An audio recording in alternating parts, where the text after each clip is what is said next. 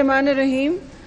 शाहिद साहब ने बहुत ही जामे और मुफस्सल बात की है, सारा हक़ाइक़ आपके सामने रख दिया। मैं इख्तिसार से 3 बातें सिर्फ कहूँगी कि नंबर 1, झगड़े की जड़ जो आपके सामने लाया जा रहा है वो नैब कवानीन नहीं है, वो फाटफ के कवानीन में जो इन्होंने हमारे साथ धोखा किया बग़ैर तरामीम ला के, ये है झगड़े की जड़।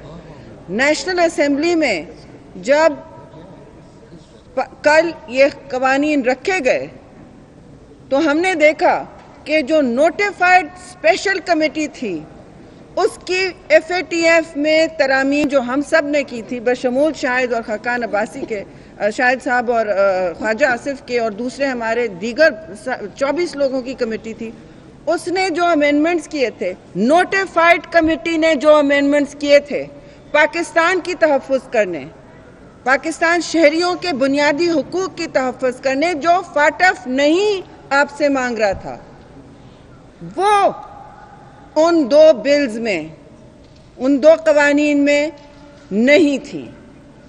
तो हम सबको देख के शौक हुआ, अचंभा हुआ, ये क्या हो गया है।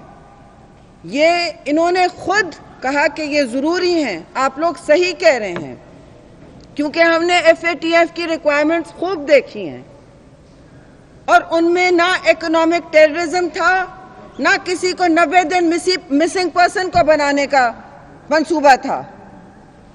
और खुदा ना खास्ता हम खड़े हैं, पाकिस्तान की पार्लियामेंट खड़ी है इस वक्त आपके हुकूक के तहफ़्फ़ुज़ करने के लिए। इन जैसे लोगों के साथ भी फिर हमने बात की, कल फिर बात हुई कि ये क्या लेकर आए हैं अब, और सेनेट नहीं पास करेगी। हमने सारे मेंबर्स को बुलाया रातों रात कि अगर ये बदनीयती है कि फाटफ के कवानीन में जो हमने मुस्बत और ज़रूरी अमेंडमेंट्स किए थे वो तरामीम क्यों नहीं नज़र आ रही हमें नेशनल असेंबली में।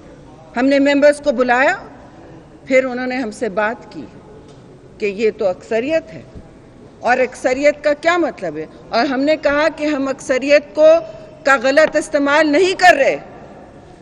पाकिस्तान का दुख हम दोनों पार्टीज चला चुकी हैं, हुकूमतें हम में है, तो हम इस अक्सरियत को गलत इस्तेमाल नहीं करेंगे। लेकिन लगता है कि बग़ैर अक्सरियत के आपको कोई बात समझ नहीं आती। अफसोस के वो वक्त आए कि इनको हर जगह अक्सरियत मिल जाए और वो पाकिस्तान को रौंद करके रख दें इस वक्त। इसीलिए हमने कहा सेनेट की लॉ कमेटी को बुलाएं। सुबह सुबह हमारे मेंबरान पहुंचे, इज्जत से उन्होंने वो पास किए कवानीन, तरामीम वो अभी सेनेट से हम पास करके आ रहे हैं। 3 बजे नेशनल असेंबली में इंशाअल्लाह वो पास हो जाएंगे। तो ये है इनकी कहानी की नाअहली, ये है ये सारे झगड़े की जड़। फिर उन्होंने दूसरी बात, बयानिया की जंग किस लिए, NRO कौन मांग रहा है, कोई नहीं। ये रखें अपना नैब अपने पास, अपना नैब अपने पास रखें। सारे भुगत चुके हैं और भुगत रहे हैं, आगे भी सामना करेंगे। हमने इनसे कोई रियायत नहीं मांगी। जैसे कहा गया ये आए थे हमारे पास और उन्होंने कहा कि 4 बिल्स, मैं उसमें फिर नहीं जाऊंगी, उसमें नैब था, खुद अपनी कोई ड्राफ्ट नहीं ला सके। 5 दिन बाद स्पीकर के घर में रस्मी कमेटी, गैर रस्मी कमेटी के बाद नहीं ला सके। तो पॉइंट्स तो कोई देता है अगर डिस्कशन करना हो।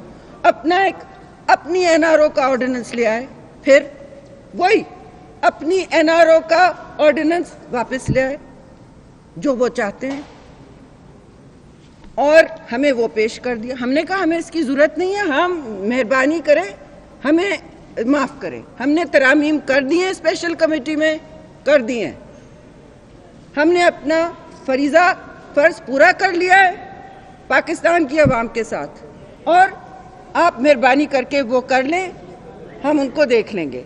फिर जब नेशनल असेंबली में नहीं आए और उनकी तकारीर, शर्मनाक तकारीर, جو وزراء کو نہیں کرنی چاہیے، جو حساس میٹنگز میں بیٹھتے ہیں. میں کسی کی ذات پہ نہیں جاؤں گی، ان کی زبان میں ہم بات نہیں کرتے، اور پیپلز پارٹی کا بالکل وتیرہ ہے کہ ہر چیز کا ڈٹ کے سامنا کیا. مجھے زرداری صاحب کا فون آیا، سر میں 11 سال جیل کاٹ چکا ہوں، مجھے ان سے NRO چاہیے ہوگا. تم جا کے کہہ دو کہ کوئی ضرورت نہیں ہے ہمیں ان کے نیب کی، اس طرح کے نیب نہیں چاہیے ہمیں.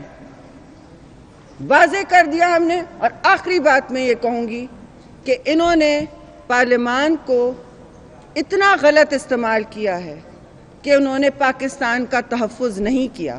یہ پارٹیز کھڑی ہیں ابھی بھی، جو ان میں تھوڑے سے لوگ رہ گئے ہیں حکومت میں، ہم پھر بھی ان سے بات کرتے ہیں کہ ایسا قانون نہ بلڈوز کریں، ایسا قانون نہ بلڈوز کریں. جوائنٹ سیشن کی دھمکی دیتے ہیں، کوئی ایسا قانون بلڈوز نہیں ہوگا جو پاکستان کی عوام کے حقوق کی دھجیاں اڑا دے.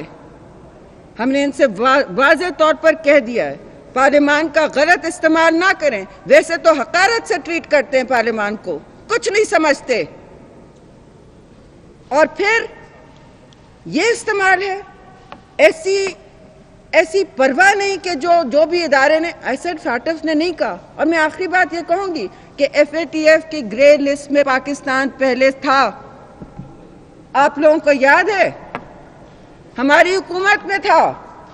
ہم نے بغیر اس ہنگامے کے نکالا ہے، بغیر اس شور و غل اور تماشا جو بنایا ہے. تو یہ پارلیمانی طفل مکتب ہیں، نہ انہوں نے پہلے سیکھا ہے کچھ، نہ ابھی سیکھا ہے. اور یہ ملک پارلیمان کے ذریعے چلے گا، یہ ایگزیکٹو آرڈر سے نہیں چلے گا. یہ پریزیڈنشل سسٹم نہیں ہے. اس کے ذریعے پہلے پاکستان بہت غم اٹھا چکا ہے، بہت تاریکیوں میں جا چکا ہے.